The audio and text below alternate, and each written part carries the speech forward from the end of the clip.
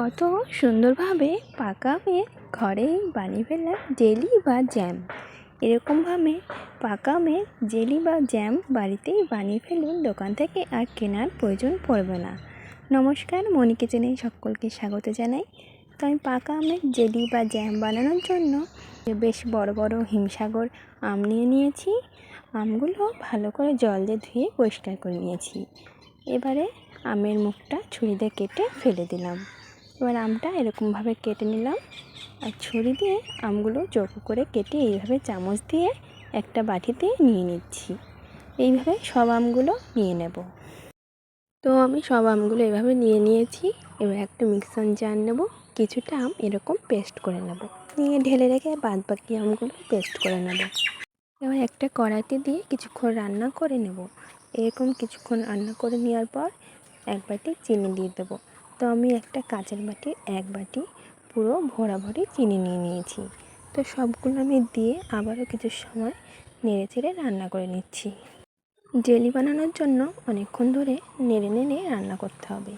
বেশ এরকম একটা পাতলা মিশ্রণ হবে। বেশ আবারও কিছু সময় নেড়ে নেড়ে এরকম রান্না করে নেওয়ার পর দিয়ে দেব এক মুটকি ভিনিগার। ভিনিগারটা দিলে জেলি বা জ্যামটা খুব সুন্দরভাবে সেট হয়ে যাবে। তো আমি আবারও কিছু সময় রান্না করে নিচ্ছি। কিছুক্ষণ ফুটিয়ে খুব জোরে জাল করে রান্না করে নেব। তো এবার নামিয়ে নেব। নামিয়ে নিয়ে ঠান্ডা হয়ে গেলে আমি বাটিতে নিয়ে নেব। বেশি ঠান্ডা করব না, হালকা ঠান্ডা করব।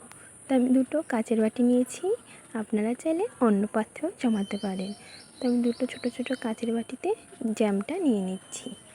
এরকম নিয়ে আমি কিছু পুরোপুরি ঠান্ডা করে নেব, নিয়ে 2 ঘন্টার জন্য ফ্রিজে রেখে দেব। নর্মাল ফ্রিজে রেখে জেলি বা জ্যামটা জমিয়ে নেব। দেখুন 2 ঘন্টা পরে আমি চলে এসেছি, বের করে নিয়ে কত সুন্দর বাটিতে সেট হয়ে গেছে, একটু বাটির থেকে গড়িয়ে পড়ছে না। তো আমি কেটে দেখাচ্ছি, দেখুন কত সুন্দর জেলি বা জ্যাম রেডি হয়ে গেছে। এইভাবে আপনারাও বাড়িতে বানিয়ে নিতে পারেন কোনো রকম কেমিক্যাল ছাড়াই। কত সুন্দরভাবে জেলি বা জ্যাম এরকম রেডি করে নিন বাড়িতে, বাচ্চারা খুবই খুশি হবে। ভিডিওটি দেখার জন্য অসংখ্য ধন্যবাদ। চ্যানেলটি সাবস্ক্রাইব করে লাইক কমেন্ট করে আমার পাশে থাকবেন। আপনাদের একটি লাইক কমেন্টে আমি আরও একটি নতুন ভিডিও নিয়ে আসতে পারবো। তো সকলে ভালো থাকবেন, সুস্থ থাকবেন। দেখা হচ্ছে আরও একটি নতুন রেসিপির সাথে।